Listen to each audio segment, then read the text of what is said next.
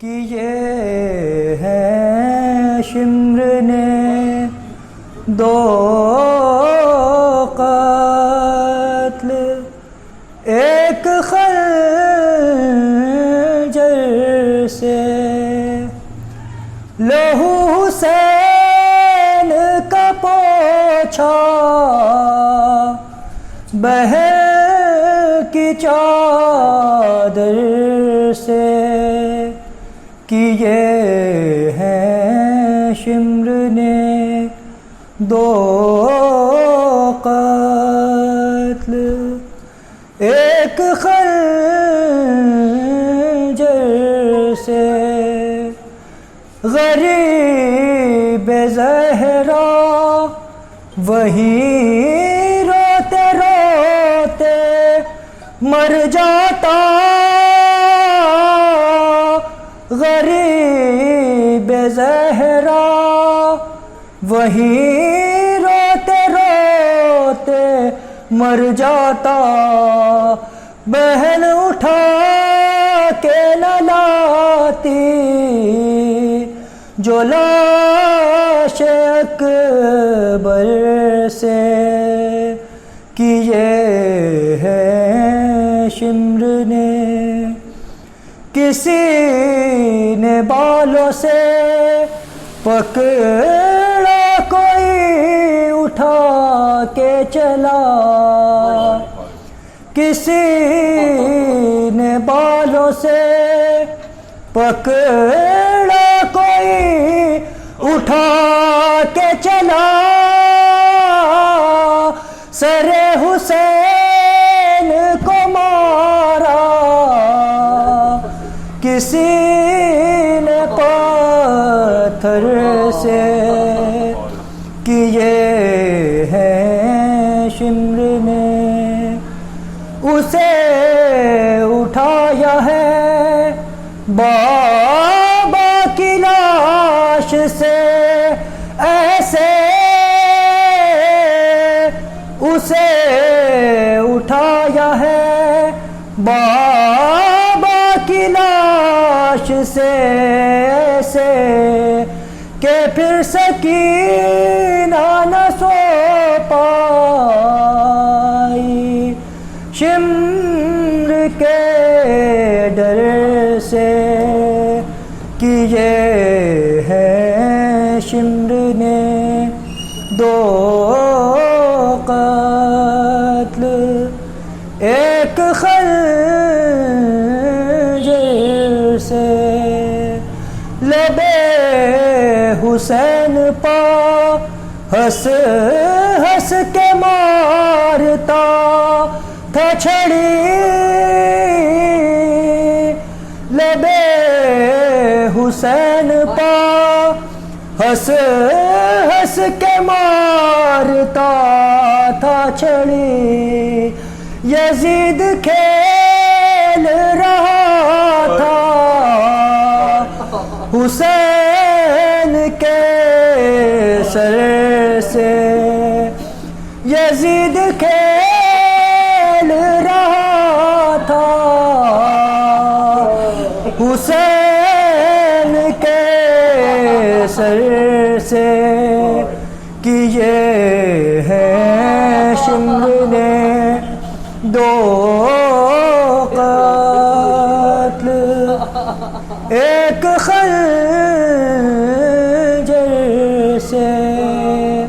لب حسین پا ہنس ہنس کے مارتا تھا چھڑی، یزید کھیل رہا تھا حسین کے سر سے، کہ یہ ہے شمر نے دو قتل، ایک خنجر سے۔ لہو حسین کا پوچھا بہن کی چادر سے، کہ یہ ہے شمر نعم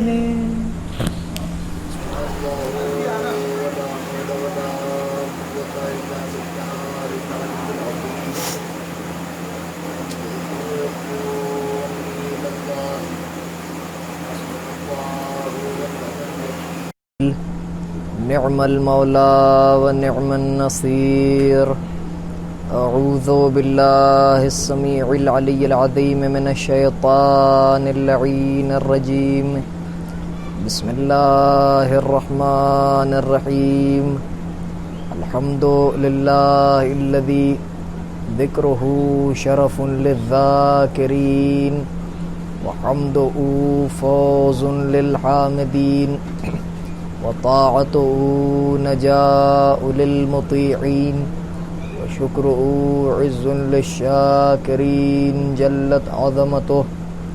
الصلاة والسلام على أشرف الأنبياء والمرسلين خاتم النبيين سيدنا ونبينا وشفيعنا ومولانا ومولى الثقلين جد الحسن والحسين بالقاسم محمد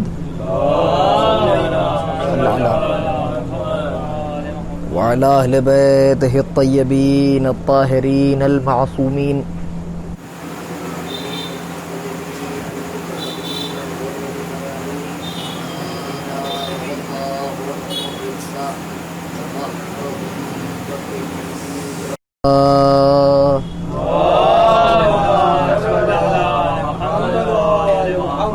واللعن الدائمة الباقية على أعدائهم وقتلتهم وغاصب حقوقهم ومنكر فضائلهم ومصائبهم وسخاوتهم وشجاعتهم وولايتهم وعظمتهم وعتشهم أجمعين من الآن إلى قيام يوم الدين.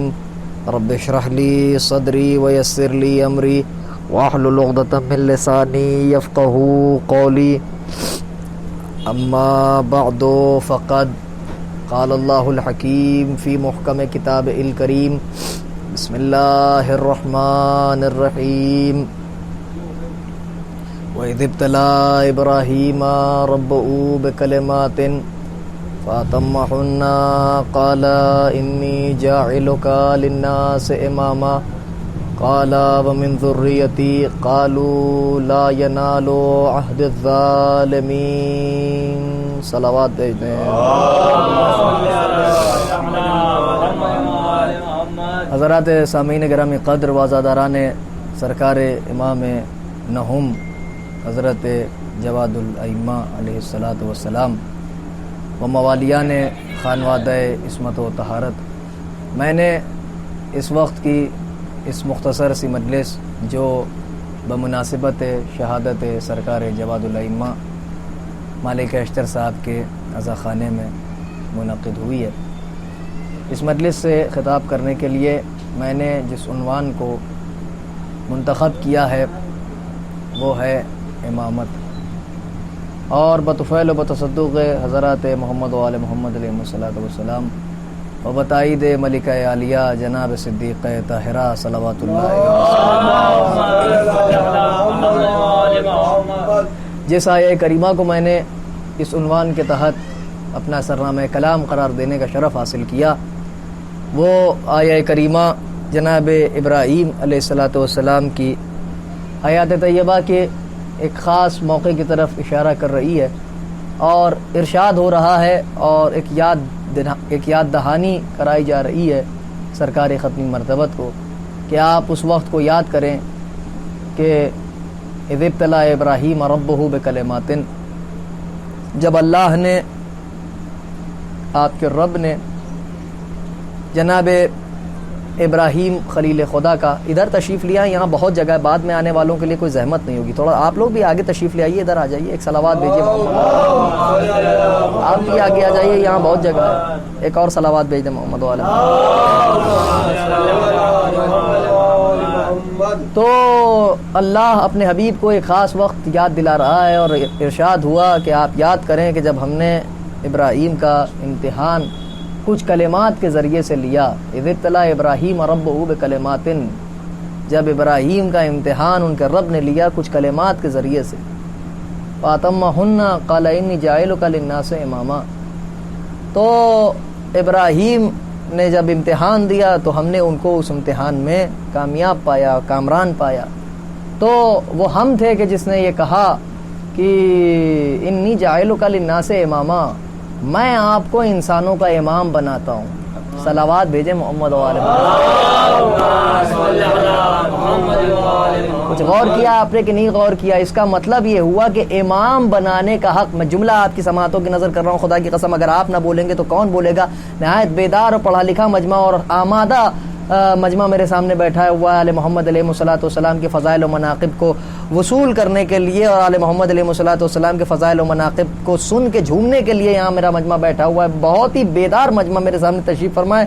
آپ حضرات اگر محسوس کریں گے تو انشاءاللہ محظوظ ہوں گے۔ ایک جملہ میں آپ کی سماعتوں کی نظر کروں، اللہ کے اس جملے نے انی جاعلک للناس اماما ایک بات کو تو واضح کر دیا کہ امام بنانے کا حق انسان کو نہیں ہے، امام بنانے کا حق رحمان کو ہے۔ صلوات بھیجے محمد و آل محمد۔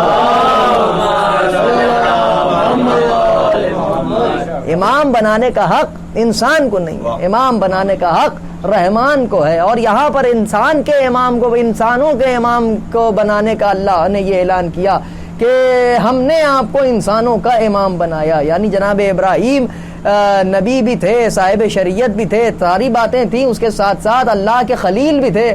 ان تمام باتوں کے ہوتے ہوئے بھی اللہ نے امامت کے منصب کو جناب ابراہیم خلیل خدا کے سپرد کیا، اور جناب ابراہیم علیہ الصلوۃ والسلام کو اللہ نے امام منتخب کیا، یعنی جناب ابراہیم کا اپائنٹمنٹ ہوا امامت کے منصب کے لیے، تو اللہ نے جناب ابراہیم کو اپائنٹ کیا۔ اس کا مطلب یہ ہے کہ امام کبھی بھی الیکشن سے نہیں بنتا ہے۔ صلوات بھیجے محمد و آل محمد پر۔ امام کے لیے کبھی الیکشن نہیں ہوگا، امام کے لیے کبھی شورا نہیں بیٹھے گی، امام کے لیے کبھی اجماع نہیں ہوگا، امام کے لیے کبھی قہر و غلبہ کا استعمال نہیں ہوگا۔ صلوات بھیجے محمد و آل محمد پر۔ یہ اللہ ہے کہ جس کو یہ اختیار ہے کہ اللہ امام کو منتخب کرے، یہ اللہ ہے کہ جو اس کے پاس یہ اختیار ہے کہ وہ جس کو چاہے امام بنائے۔ اب یہ اس کے ذمہ ہے نا کہ وہ کس کو امام بنائے گا اور کس کے لیے امام بنائے گا۔ تو جب بات انسانوں کے امام کے لیے آئی تو اللہ نے جناب ابراہیم کو امام منتخب کیا، اور انسانوں کا، محض انسانوں کا امام۔ خدا کے لیے بہت توجہ رہے آپ حضرات کی، اللہ نے محض انسانوں کا امام کہا۔ یہ نہیں کہا کہ ہم نے تم کو جنات کا بھی امام بنایا، یہ نہیں کہا کہ ہم نے تم کو چرند کا بھی امام بنایا، یہ نہیں کہا کہ ہم نے تم کو پرند کا بھی امام بنایا، یہ نہیں کہا کہ ہم نے تم کو زمین کا بھی امام بنایا، یہ نہیں کہا اللہ نے کہ ہم نے تم کو آسمانوں کا بھی امام بنایا، یہ نہیں کہا اللہ نے کہ ہم نے آپ کو ملائکہ کا بھی امام بنایا، یہ نہیں کہا اللہ نے کہ ہم نے آپ کو زمان و مکان پر امامت کا ملکہ دیا، نہیں کہا اللہ نے محض امامت انسانوں کی عطا کی جناب ابراہیم کو۔ اس کا مطلب یہ ہے کہ امامت بھی جناب ابراہیم کو جو عطا ہوئی تھی وہ کلی امامت نہیں عطا ہوئی تھی، جزوی امامت عطا ہوئی۔ صلوات بھیجے محمد و آل محمد پر۔ تو بھائی یہ بات واضح ہو گئی نا، آپ حضرات کی سماعتوں تک پہنچ گئی نا میری بات، شاید میں پہنچا لے جا سکوں اگر وہ بات کہ بھائی جب جزوی امامت کے لیے اللہ ہر کس و ناکس کو اختیار نہیں دیتا امام بنانے کا، تو پھر کلی امامت کے لیے صلوات بھیجے محمد و آل محمد پر۔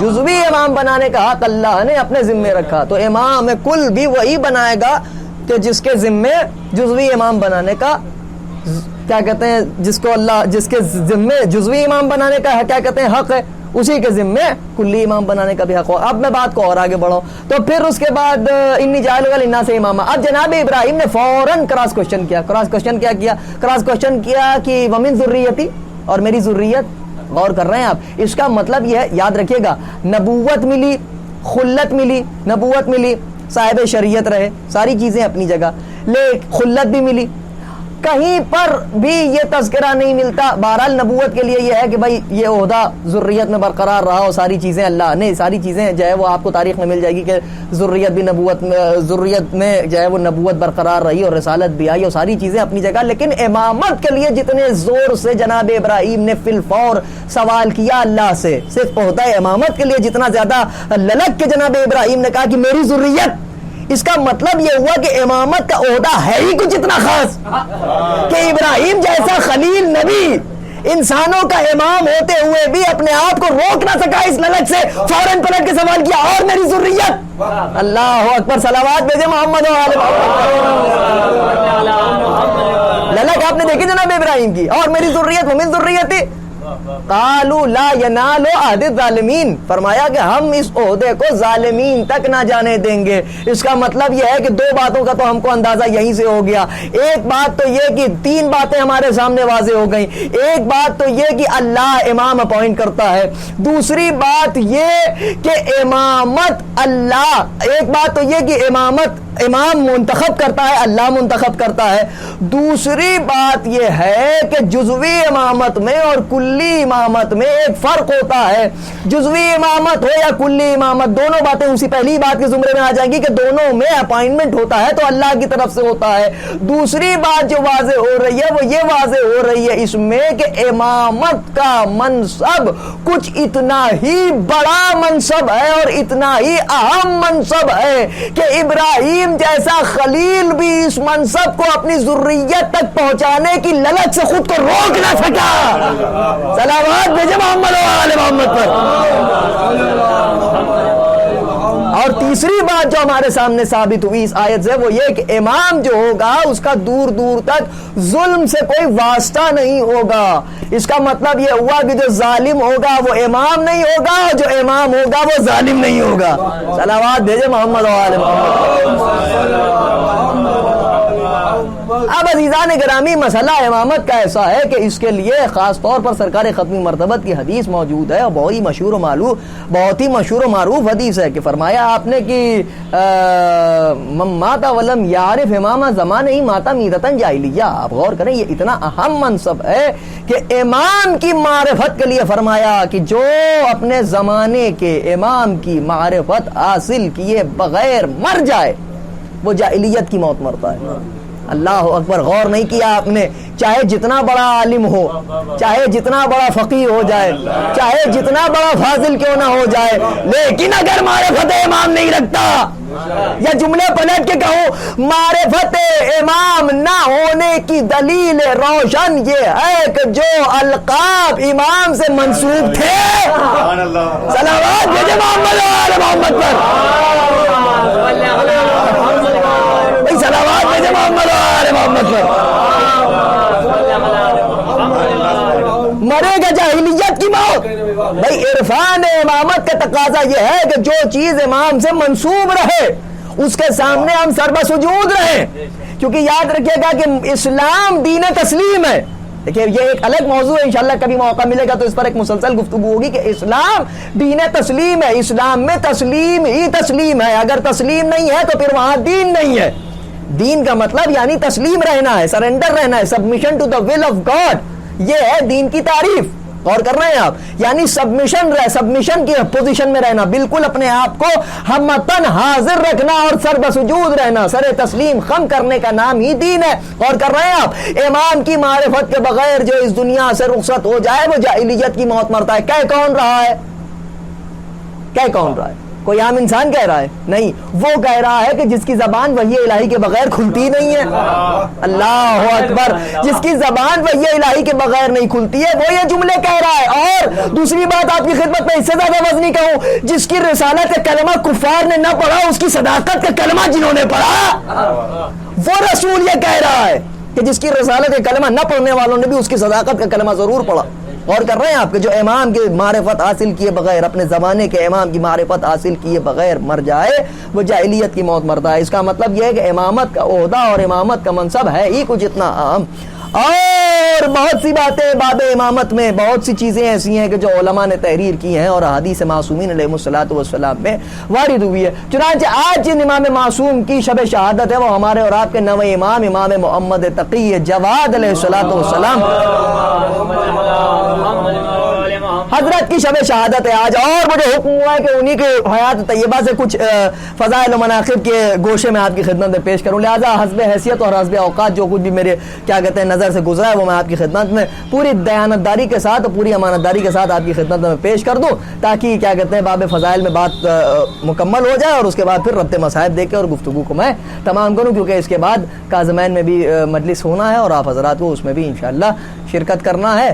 اور کل انشاءاللہ بعد نماز مغربین جناب نیر مجیدی صاحب کے عزا خانے میں ایک بزم مسالمہ کا انعقاد کیا گیا ہے، اور اس کے بعد پھر ایک مختصر سی مجلس ہے امام محمد تقی علیہ السلام کی شہادت کے سلسلے میں۔ آپ حضرات سے گزارش ہے کہ اس میں بھی شریک ہوئیے گا اور کاظمین کی زیارت کے لیے ضرور جائیے گا، کیونکہ بھائی یہ ہمارا اور آپ کا فریضہ ہے، ہمارے اور آپ کے لیے جو ہے وہ جو ہمارے بزرگان ہیں انہوں نے ہر معصوم کی یہاں پر بارگاہ بنائی اسی لیے کہ جو لوگ وہاں نہیں جا سکتے، اصل بارگاہ تک نہیں پہنچ سکتے، وہ کم از کم شبیہ کی زیارت کر لیں، لہٰذا اپنا فریضہ سمجھ کے ضرور جائیے گا کاظمین کی زیارت کرنے کے لیے، اور ساتھ امام علیہ السلام کو پرسہ بھی پیش کیجیے گا ان کے پسرزادے کی شہادت کا، اور نویں امام علیہ السلام کی زیارت بھی پڑھیے گا، کل کی تاریخ میں بہت اہم اور بڑی تاکید ہے، بڑی توجہ رہے آپ حضرات کی۔ تو امام علیہ السلام یہ سلسلہ امامت چلتے چلتے ہمارے اور آپ کے نویں امام علیہ السلام تک آیا، تو امام محمد تقی علیہ السلام ان کے لیے تاریخ میں ملتا ہے کہ بڑی کمسنی میں آپ منصب امامت پر آپ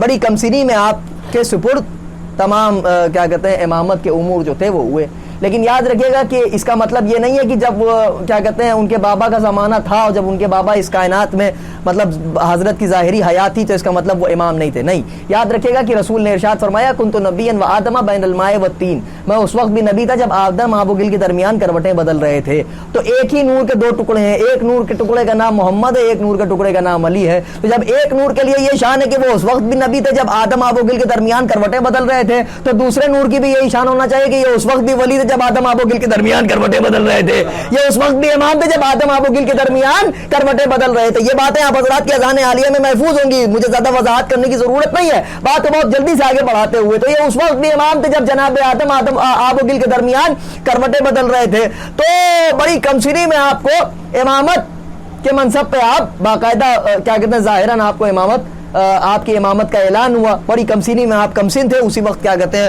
غالباً 7 یا 8 برس آپ کی عمر رہی ہوگی کہ جس وقت کیا کہتے ہیں امام رضا علیہ السلام کی شہادت واقع ہوئی، تو آپ کی عمر محض 6-7 سال یا 8 سال کی عمر تاریخ میں لکھی ہوئی ہے۔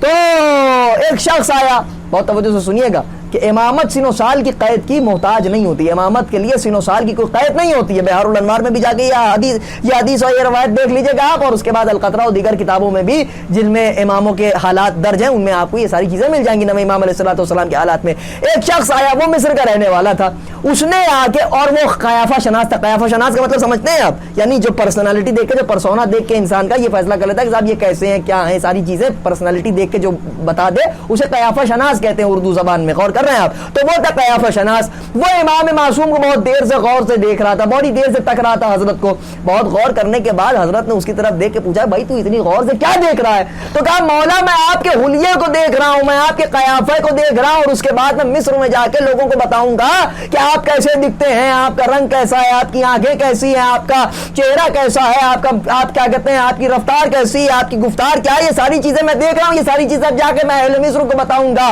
حضرت نے کہا لیکن تیرے دل میں کہیں نہ کہیں یہ اشتباہ ہے کہ یہ اتنی کم سنی میں امام کیسے ہو گئے۔ اللہ اکبر، بھائی تو دلوں کے حال جانتا ہے وہی تو امام ہوتا ہے نا۔ جناب یحییٰ کے لیے قرآن مجید میں مالک کائنات کا ارشاد ہے کہ ہم نے یحییٰ کو کم سنی میں نبوت عطا کر دی تھی۔ اللہ اکبر، کچھ غور نہیں کیا آپ نے عزیزان گرامی، ہم نے یحییٰ کو کم سنی میں نبوت عطا کر دی تھی، اور ہم نے بعض کو 40 سال کے بعد نبوتیں عطا کی۔ اللہ اکبر، صلوات بھیجے محمد و آل محمد پر۔ بھائی یہ کس سے بہتر صلوات بھیجے حضرت محمد و آل محمد۔ غور کیا آپ نے؟ امام ویسے ہی سن و سال کی محتاج نہیں ہے، امام قیود و حدود سن و سال سے بالکل ویسے ہی پرے ہے جیسے نبوت قیود و حدود سن و سال سے پرے ہے۔ اور کر رہے ہیں آپ, یعنی جیسے اللہ نے انبیاء میں بعض کو کمسنی میں نبوت عطا کر دی, بعض کو 40 برس کے بعد مبعوث برسالت کیا, ویسے ہی امامت کے بھی کچھ علامتیں پائی جاتی ہیں, اور ان علامتوں میں سے میں بھی ایک علامت ہوں. سلامات بھیجے محمد آل محمد پر. اس کا مطلب یہ ہے کہ ان کی کمسنی کو دیکھ کے انسان یہ نہ سمجھے کہ یہ امام معصوم نہیں ہے. ان کی کمسنی کو دیکھ کے, ان کی ظاہری عمر کو کم دیکھ کے انسان یہ نہ سمجھ بیٹھے کہ صاحب یہ کمسن ہو کے امام کیسے ہو سکتے ہیں. ارے بھیا اس خاندان کا تو یہ ترہ امتیاز ہے کہ ان کے خاندان میں کوئی کمسن ہو یا ان کے خاندان میں کوئی سن رسیدہ ہو, سب برابر ہیں. سلامات بھیجے محمد آل محمد پر. ان کے خانوادے کا کوئی سن رسیدہ ہو یا ان کے خانوادے کا کوئی کمسن ہو, وہ سب کے سب برابر ہیں. کبیرنا و صغیرنا کل سوا. اور کر رہے ہیں آپ, ہمارے خاندان کا کوئی کمسن ہو یا ہمارے خاندان کا کوئی سن رسیدہ ہو, ہم سب کے سب برابر ہیں. ہماری فکر ایک, ہمارا نظریہ ایک, ہماری مینٹالٹی ایک, ہماری آئیڈیالوجی ایک, ہمارا قول ایک, ہمارا فعل ایک. ارے ہم سب ایک, منصب پہ بھی ایک. صلوات بھیجے محمد آل محمد پر. کر رہے ہیں آپ, جب منصب پہ بھی بات آئے گی تو منصب میں بھی یہ اول نظر آئیں گے آپ کو, ہر جگہ پہ ایک ایک ایک ایک ایک ایک. اور یہ کس کی صفات کے مظہر ہیں؟ وہ جو اپنی ذات میں قل ہو اللہ احد. صلوات بھیجے محمد آل محمد پر. اسی کی صفات کے مظہر بھی ہیں, یعنی ایک کا ان سے بڑا گہرا تعلق ہے. اللہ اکبر, ایک, یہ جو ایک عدد ہے اس کا بڑا گہرا تعلق ہے ان کی ذوات مقدسہ سے. تو آپ کی خدمت میں بات اور آگے بڑھاؤں تو امام علیہ الصلوۃ والسلام تو سن و سال کا کوئی کیا کہتے ہیں فرق نہیں پڑتا امامت پر. دوسری بات سنیے, امام رضا علیہ الصلوۃ والسلام کی شہادت واقع ہوئی. میں چاہتا ہوں کہ گفتگو نام امام علیہ الصلوۃ والسلام پر ہی ہو تو زیادہ بہتر, کیونکہ یہ سب باتیں کیا کہتے ہیں بتانا ضروری ہیں اس وقت دور حاضر میں. امام معصوم پر اگر مکمل کوئی مجلس ہو تو وہ میرے حساب سے زیادہ بہتر ہے اور زیادہ ضروری ہے, تاکہ لوگوں کو احوال پتہ چلے کہ ہم جن کو مانتے ہیں اور جن کی ولایت کا دم بھرتے ہیں وہ ہیں کون. جب پتہ ہی نہیں چلے گا تو اندازہ کیا ہوگا کہ ہم کس کی ولایت کا دم بھرتے ہیں. آئیے یہاں تشریف لائے دانش میاں, ایک صلوات بھیجو.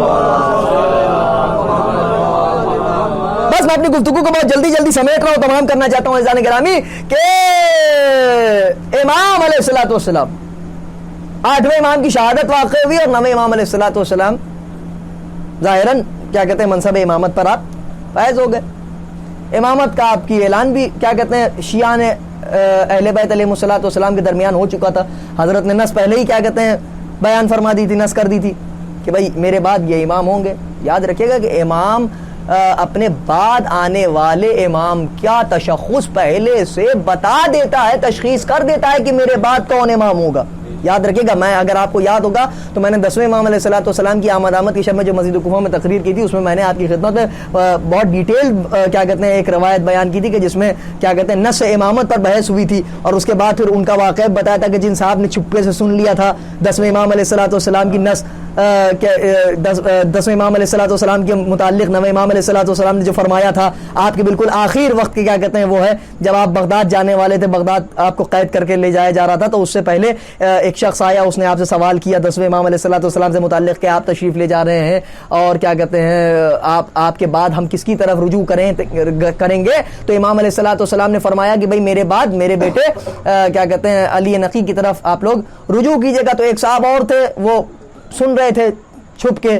تو جب حضرت کی شہادت واقع ہو گئی اور یہ خبر باقاعدہ پھیل گئی کہ حضرت شہید ہو چکے ہیں, اور ایک غم و اندوہ کا ایک عجب سما تھا, تو جو اکابر تھے اس وقت اہل تشیع کے علماء, اور کرنا ہے آپ جی اب صاحبان معرفت اس چیز کو سمجھ بیٹھے ہوں گے میں کہاں اشارہ کرنا چاہ رہا ہوں. بہرحال جو بڑے تھے اس زمانے کے وہ لوگ سب ایک گھر میں جمع ہوئے, اور صاحب بات ہوئی کہ امام کس کو بنایا جائے. کہیں آپ کا ذہن پہنچ رہا ہے کہ نہیں پہنچ رہا ہے, امام کس کو بنایا جائے اور کس کو نہ بنایا جائے, یہ ساری بحثیں ہو رہی تھیں. تو ایک صاحب اٹھے اور انہوں نے کہا کہ بھائی جو ہے وہ میرے پاس ایک خط ہے, وہ خط بھی حضرت نے لکھا تھا, اور کیا ہوا تھا 10 لوگوں کو انہوں نے خط دیا تھا, یہ وہ ساری باتیں ہونے لگی. تو حضرت نے کہا کہ ساری چیزیں بھائی, تو جب سب بیٹھے ہوئے تھے باتیں ہو ہی رہی تھی کہ امام کسے بنایا جائے گا اور کسے نہیں بنایا جائے گا, اور کون امام ہے ہمارا, اور وہ خط والی بات آئی. تو ایک صاحب اس میں سے کہنے لگے کہ بھائی یہ خط تو آپ اپنی طرف سے بھی لکھ سکتے ہیں, اللہ اکبر، اللہ اکبر. یہ خط تو آپ اپنی طرف سے بھی لکھ سکتے. تو وہ اٹھے اور انہوں نے کہا نہیں میں اپنی طرف سے. تو آپ کو اگر یہ لگ رہا ہے کہ میں نے اپنی طرف سے یہ خط لکھا ہے تو میں آپ کی خدمت میں ایک اور گواہ پیش کرتا ہوں جو اس بات کا گواہ ہے اور عینی شاہد ہے اور اس جگہ پر موجود تھا مگر چھپا ہوا تھا. صلوات بھیجے محمد اور محمد پر. مگر چھپا ہوا تھا، مگر چھپا ہوا تھا. حضرت انہوں نے ان صاحب نے ان کی طرف اشارہ کر کے کہا کہ کیوں جی تم دیوار کی آڑ میں چھپے ہوئے سن رہے تھے کہ نہیں سن رہے تھے؟ انہوں نے کہا مجھے کچھ یاد نہیں آ رہا ہے. کہا شرم کرو، اگر تم آج مکر گئے اس گواہی سے تو وہی حشر ہوگا کہ جو ولایت علی چھپانے والے کا حشر ہوا تھا. صلوات بھیجے محمد آل محمد پر. دیوانے ہو کے مرو گے. اور کر رہے ہیں آپ. ایک صاحب سے پوچھا تھا نا مولا نے کہ کیوں یاد ہے تمہیں کہ نہیں یاد ہے غدیر کے میدان میں رسول نے میرے لیے کیا ارشاد فرمایا تھا؟ کہ یا علی اس وقت میں سو گیا تھا کچھ یاد نہیں آ رہا ہے. حضرت نے فرمایا خدا کرے تیرا حافظہ زائل ہو جائے، پاگل ہو کے مرے. جنہوں نے کہا دیکھا نہیں اندھے ہو کے مرے، جنہوں نے کہا سنا نہیں بہرے ہو کے مرے. صلوات بھیجے محمد آل محمد پر. اہل بیت کے مسئلے میں عزیزوں چوں و چرا کا معاملہ نہیں ہے.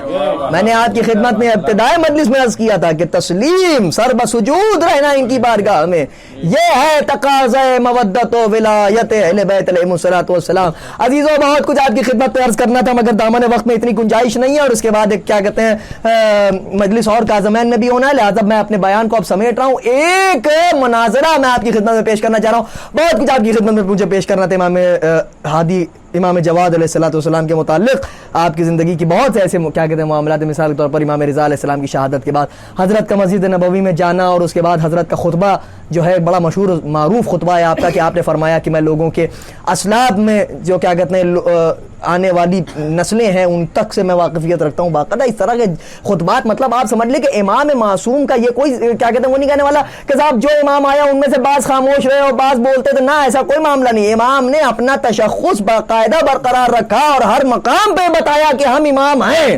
ہر مقام پر اپنا تعارف امام معصوم نے کروایا ہے اور ہر مقام پہ امام معصوم نے بتایا ہے کہ ہم امام ہیں اور ہمارے اندر کیا کیا اوصاف و کمالات ہیں، کیا کیا ہمیں اللہ کی طرف سے ودیت ہم میں کیا گیا. یہ ساری چیزیں امام معصوم نے بیان کی ہیں. اب یحییٰ بن اقسم، خدا کی لعنت ہو اس ملعون پر، یہ بڑا متعصب اپنے زمانے کا. میں نے آپ کی خدمت میں عرض کیا تھا نا ابتدائی مجلس میں کہ امام معصوم کی معرفت کے لیے عالم فاضل جو لوگ ہیں، جو عالم فاضل بھی ہے، اگر امام معصوم کی معرفت نہیں رکھتا تو جاہلیت کی موت مرے گا. بھائی میرا تو بیان ہے نہیں، رسول کا فرمان ہے. عباس مہدی افتخاری کہے تو آدمی کہتے کہ صاحب غلو کر رہے ہیں، رسول کے اوپر فتویٰ کوئی لگائے اور یہ کہے کہ صاحب آپ نے یہ کیسے کہہ دیا. غور کر رہے ہیں آپ. تو یحییٰ بن اقسم بڑا کیا کہتے ہیں اپنے زمانے کا مشہور عالم تھا اور صاحب خوب مناظرے اس کے سامنے ہوا کرتے تھے، اس کے ساتھ خوب لوگ کیا کرتے ہیں سوال اس سے آگے کیا کرتے تھے، علمی بحثیں کیا کرتے تھے. اور کر رہے ہیں آپ. اور بھائی درباروں کا تو یہ ہمیشہ سے مزاج رہا ہے. اکثر آپ نے دیکھا ہوگا ہمارے اور آپ کے یہاں بھی ایسا ہوتا ہے، دوست احباب میں 4 آدمی جب جمع ہوتے ہیں تو جو کچھ نہیں جانتا، بھائی دیکھیں یہ آپ اگر نہ کیا کہتے ہیں محسوس کریں گے تو خدا کی قسم ان سب باتوں کو کوئی بول نہیں سکتا. یہ مال لکھنؤ ہی میں بکتا ہے. صلوات بھیجے محمد و آل محمد. اچھا آپ نے دیکھا ہوگا کہ جو ہے وہ جو کچھ نہیں جانتا ہے وہ جو ہے وہ 4-5 افراد، اگر 4-5 دوست بیٹھے رہتے ہیں جو کچھ نہیں جانتا، اور سب سے زیادہ سیانہ بھی وہی ہوتا ہے جسے کچھ نہیں معلوم ہوتا. وہ کرتا کیا ہے، کوئی ایسا موضوع چھیڑ دیتا ہے وہ، اور اس کے بعد وہ معلوم ہوا کہ وہ اپنی رائے دے رہے ہیں، وہ اپنی رائے دے رہے ہیں، وہ معلوم ہوا 4 آدمی لڑنے لگے، وہ بیٹھا تماشا دیکھ رہا ہے، ہنس رہا ہے، وہ کچھ غور کر رہے ہیں. حالانکہ یہ فعل شیطان ہے. سخت مذمت ہوئی ہے اس کی کہ مطلب کوئی ایسی بحث چھیڑ کے وہ لوگوں کو آپس میں لڑوانا، یہ سب فتنے کے زمرے میں آتا ہے. غور کر رہے ہیں آپ. لیکن اگر کسی خاص نتیجے کے لیے اگر یہ بات ہو رہی تو سمجھ میں آنے والی ہوتی ہے. لیکن اگر صرف اپنے آپ کو کچھ بتانے کے لیے کہ صاحب ہم بہت عالم فاضل و قابل ہیں اور جبکہ کچھ نہیں ہے. معصوم نے پہلے ہی فرمایا کہ وہ سب سے زیادہ خطرناک ہوتا ہے جسے کچھ نہیں معلوم ہوتا، وہ یہ سمجھتا کہ ہمیں سب کچھ معلوم ہے. ایک سائلنٹ پیغام میں آپ کی خدمت میں دے گیا، بہت توجہ رہا. تو اکثر ایسا ہوتا ہے، آپ نے دیکھا ہوگا کہ کوئی ایک آدمی بیٹھا ہوا ہے، اس نے کوئی ایک شوشہ چھوڑا ہو، کوئی لطیفہ اس نے چھوڑا، معلوم ہوا کہ اتنے میں جو ہے وہ سب آپس میں بھڑ گئے وہ، اور بحث ہوتے معلوم ہوا کہ بحث بہت زیادہ بڑھی، اور اس کے بعد اچانک وہ غبار ٹھنڈا ہو گیا اور پھر کیا ہوا، ایک نتیجہ نکلا. اس نتیجے کا سہرا انہوں نے اپنے سر پہ باندھ لیا. یہ ہوتا ہے کہ نہیں ہوتا ہے؟ یہ بھائی آزمودہ بات ہے کہ نہیں ہے؟ یہ ہوتا ہے نا. ایسا ہی درباروں کا مزاج تھا. درباروں میں جو خلیفۃ المسلمین بن کے بیٹھا کرتے تھے وہ جاہل ہوتے نہیں تھے, وہ ہوتے تھے اجہل. اللہ اکبر. مجمع میرا خدا جانے پہنچا کہ نہیں پہنچا؟ جیسے بالکل ویسے ہی سمجھ لیجئے جیسے اہل بیت سے منسوب ہو جانے والا عالم نہیں رہتا, عالم رہتا ہے. صلوات بھیجے محمد و آل محمد پر. ایک سے بہتر صلوات بھیجے محمد و آل محمد جو اہل بیت سے منسوب ہو جاتا ہے. یا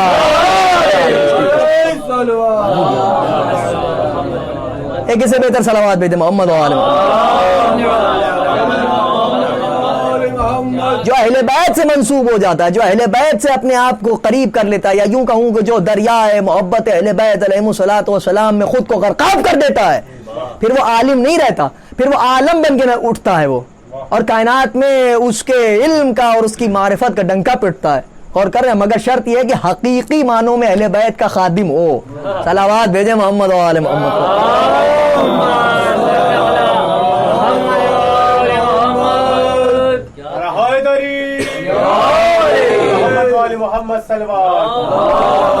اور کر رہے ہیں آپ. تو وہ تھا اجہل. درباروں میں جو بیٹھا کرتے تھے خلیفۃ المسلمین بن کے, وہ سب اجہل تھے. یہ بھی میں نے 8ویں امام علیہ السلام کی شہادت میں جو مجلس پڑھی تھی اس میں نے عرض کیا تھا کہ اہل بیت علیہم الصلوۃ والسلام کی بارگاہ سے جو بھی ملتا ہے وہ سپرلیٹو ڈگری میں ملتا ہے, کمپیریٹو ڈگری میں نہیں ملتا. دیکھیے پڑھے لکھے میرے سامنے لوگ بیٹھے ہوئے ہیں, اہل بیت کی بارگاہ میں کبھی جو بھی ملتا ہے وہ کمپیریٹو ڈگری میں نہیں ملتا کہ صاحب ان جیسا عطا کیا, جیسا یہ عطا کرتے ہیں ان جیسا کوئی نہیں عطا کرتا. صلوات بھیجے محمد و آل محمد پر. تو بس گفتگو تمام کر. یحییٰ بن اقسم آیا, یحییٰ بن اقسم آیا, وہ کہتا ہے کہ صاحب وہ میں مسجد نبوی گیا, وہاں میں نے جا کے دیکھا کہ میں نے چاہا کہ میں رسول کی قبر کا طواف کر لوں. تو میں نے وہاں پر دیکھا کہ محمد ابن علی یعنی ہمارے اور آپ کے نویں امام علیہ الصلوۃ والسلام, یہ محض طواف ہے. یا جملے بدل کے کہوں, اس نے تو اپنے اعتبار سے کہا کہ تھا تو دشمن. اب میں اگر کہوں تو میں اس انداز سے کہوں کہ کعبہ امامت نہ, جملے باقاعدہ ضرورت اور سجا کے کہوں کہ رسالت کے بیت معمور کا طواف. اللہ اکبر, اللہ اکبر. آپ سلامت رہے خدا کی قسم. رسالت کے بیت معمور کا طواف امامت کا کعبہ کر رہا تھا. صلوات بھیجے محمد و آل محمد پر. رسالت کے بیت معمور کا طواف کعبہ امامت کر رہا تھا. یہ آگے بڑھا, اس نے کہا کہ بہت سے سوالات اس نے پوچھے, اس میں ایک سوال بڑا قیامت کا اس نے پوچھ لیا. اور وہ سوال اس نے کیا پوچھا کہ اس نے اپنی پوری ہسٹری جیوگرافی بیان کر دی اس نے اسی ایک سوال میں. اس نے کہا بھائی میں آپ سے ایک سوال پوچھنا چاہتا ہوں مگر مجھے شرم آ رہی ہے. اللہ اکبر, میں شرم محسوس کر رہا ہوں. تو حضرت نے کہا اچھا چل ہم ہی بتا دیتے ہیں تیرا سوال کیا ہے. حضرت نے فرمایا ہم ہی بتا دیتے ہیں تیرا سوال کیا ہے. حضرت نے کہا تو یہی پوچھنا چاہتا ہے نا کہ امام کون ہے؟ اللہ اکبر. رسالت کی بارگاہ میں کھڑے ہو کر پوچھ رہا ہے امام کون ہے.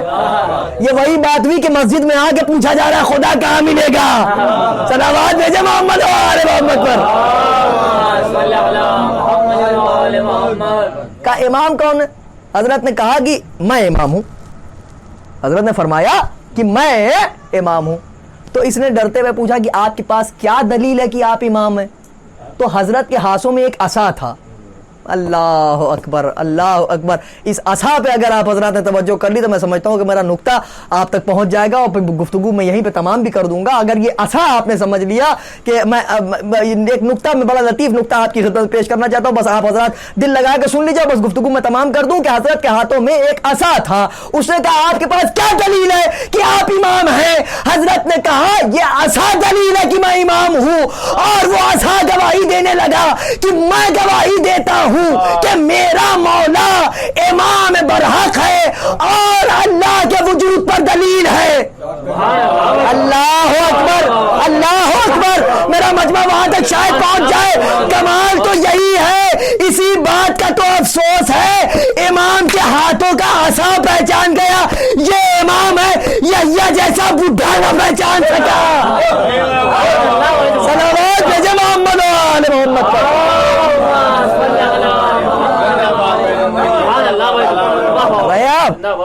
इमाम के हाथों में जो आसा था उसको ये मारिफत थी कि ये इमाम मासूम है और मनसूस मिन अल्लाह इमाम है और अल्लाह के वजूद पर दलील है, हुज्जत खुदा है ज़मीनों पर। मगर यहिया बिन अक्सम जैसा सिन रसीदा ना समझ पाया कि यही इमाम मासूम है। अज़ीज़ान गिरामी, इमाम मोहम्मद तक़ी अलैहिस्सलातु वस्सलाम पर पै दर पै मज़ालिम है। कमसिनी में आपको यतीम किया गया। अभी कुछ दिन पहले आप बाबा की सफ़े अज़ा बिछा के आपने बाबा का मातम किया था। 10 दिन के अंदर अंदर बेटे की सफ़े अज़ा बिछी है। इसका मतलब ये नहीं है कि 10 दिन के अंदर आपकी शहादत वाक़ई हुई, नहीं। हज़रत की तारीख़ शहादत और नबी इमाम अलैहिस्सलाम की तारीख़ शहादत करीब करीब है। 23 तारीख़ को हज़रत की शहादत है, 8वें इमाम अलैहिस्सलाम की। 6 दिनों के बाद आज 29 तारीख़ है, या अगर 30 कल हो जाती है तो आखिर ज़ीक़ात का तज़किरा किताबों में लिखा गया। इस बात को याद रखिएगा अज़ीज़ों कि अगर कल चाँद नहीं होता है तो परसों शहादत का दिन है, और अगर कल चाँद हो जाता है तो फिर शहादत का दिन कल है, क्योंकि तारीख़ में ये तय नहीं है कि 29 को शहादत वाक़ई हुई थी या 30 को शहादत वाक़ई हुई थी। आखिर ज़ीक़ात ये लिखा गया, लिहाजा एहतियात बरतिएगा। और अगर कल चाँद नहीं होता है तो परसों आप हज़रात मुकम्मल जो है वो उसी अंदाज से गम मनाइएगा जैसे आप कल की तारीख़ में गम मना रहे हैं। अज़ीज़ों, ये अहले बैत अलैहिमुस्सलाम का भी अजीब व गरीब, खुदा की कसम, फ़ज़ाइल व मनाक़िब में भी ये बेमिसल हैं। मसाइब भी इन पर ऐसे ढाए गए कि ये जनाब सैयदा ने अपने लिए कहा था, मगर मैं समझता हूँ कि हर फ़र्द अहले बैत की इस मरसिये में शरीक है। वही मरसिया जो जनाब सैयदा का सुब्बत अलैया मसाइबुल्लाह वन्नहा। मौला सलामत रखे आपको, आपकी सदाएं बुलंद हो गई, खुदा की कसम। आपको आले मोहम्मद किसी गम में न रुलाएं सिवाय गम हुसैन अलैहिस्सलाम के। मौला इस हाय पर आप हज़रात को अजर अज़ीम अता फरमाए, खुदा की कसम। सुब्बत अलैया मसाइबुल्लाह वन्नहा, सुब्बत अलैया मसाइबुल्लाह वन्नहा, सुब्बत अलैयाम सिरना लयालिया। वो मजालिम वो मुसीबतें मुझ पर पड़ गई कि रोशन दिनों पर पड़ती तो मिस्ल तारीकी शब तब्दील हो जाती। हर फर्द खानवादे इस्मत व तहारत की इस मरसिये में शरीक है। अज़ीज़ान गिरामी, नवा इमाम हमारा बड़ा मज़लूम था, खुदा लानत करे उम्मुल फज़ल मलूना पर। ये हज़रत की ज़ौजियत में थी, ये मुसलसल ख़त लिखा करती थी मामून को, हज़रत की शिकायतें किया करती थी। और जब इसका चचा मोहतसिम मलून तख्त हुकूमत पर बैठा तो इसने उसको भी ऐसा ही ख़त लिखना शुरू किया। मोहतसिम ने हज़रत को बगदाद बुलाया। बगदाद बुलाने के बाद एक रोज इसने उम्मुल फजल से कहा, वही उसने कहा जो माविया ने जोधा बिनते अशद से कहा था कि तू अपने शौहर को कत्ल कर दे। इसने भी यह सुना, मंसूबा जब सुना तो ये अंगूर लेके चली। अंगूर में जहर था, जहर क्या कहते हैं, अंगूर में जहर आलूद अंगूर लेके चली और ये बैतुशरफ में आई इमाम के। जाहिर है कि जो है वो, अब इसमें रवायतों में बहुत कुछ आया है। एक बाज़ रवायतों में ये है कि हज़रत ने जैसे ही जो है वो तनावुल किया वैसे ही आपकी शहादत वाक़ई हो गई। लेकिन एक रवायत ऐसी है, खुदा की कसम, कि कलेजा फट जाता है। और इस रवायत को मैंने अपने बुज़ुर्गों से भी सुना है।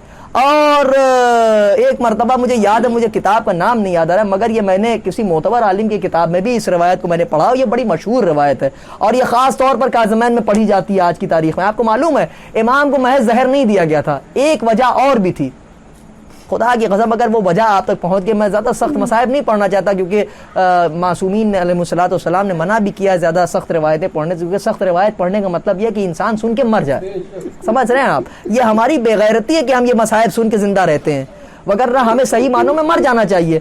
और अगर फिर उस हिसाब से गिरिया भी ना हो सके तो फिर उसका हक नहीं आता। मैं एक इशारा आपकी खिदमत में दूंगा, जो सरकार खतीब अकबर इशारा एक करते थे आज की तारीख में, जब ये मुसीबत का गोशा पड़ते तो एक इशारा करते थे। हजरत को जब जहर दिया गया तो हजरत बाला खाने पर मौजूद थे, घर की छत पर मौजूद थे। जब आपने वो अंगूर तनावुल किए, जैसे ही वो अंगूर आपके दाहिने अक़दस में गए, जहर ने असर करना शुरू किया। जहर का इस कदर असर हुआ कि हजरत बाला खाने की छत से जमीन पर तशरीफ लाए। अकबर, मैंने किसी तारीख में नहीं पढ़ा कि मेरा मौला छत से आया कैसे। हाँ, पीछे का मंजर याद आ गया, जैसे मुस्लिम आए थे वैसे ही मेरा मौला। अजब नहीं फातिमा ने कहा میرے لال میری گود میں آ جا، قیامت بپا ہو گئی، واہ ماما کی صدائیں بلند ہوئی، واہ تقیہ کا ماتم شروع ہوا اہل بیت عصمت میں۔ سيعلم الذين ظلموا أيّ منقلب ينقلبون ألا لعنة الله على القوم الظالمين إنا لله وإنا إليه راجعون رضا بقضائه وتسليما لأمره اللهم لعن قتلة الحسين عليه السلام وأولاده وأصحابه اللهم ارزقنا زيارة قبر الحسين عليه السلام في الدنيا وشفاعته في الآخرة اللهم ارزقنا شفاعة الزهراء سلام الله عليها يوم الورود ربنا تقبل منا إنك أنت السميع العليم وآخر دعوانا أن الحمد لله رب العالمين.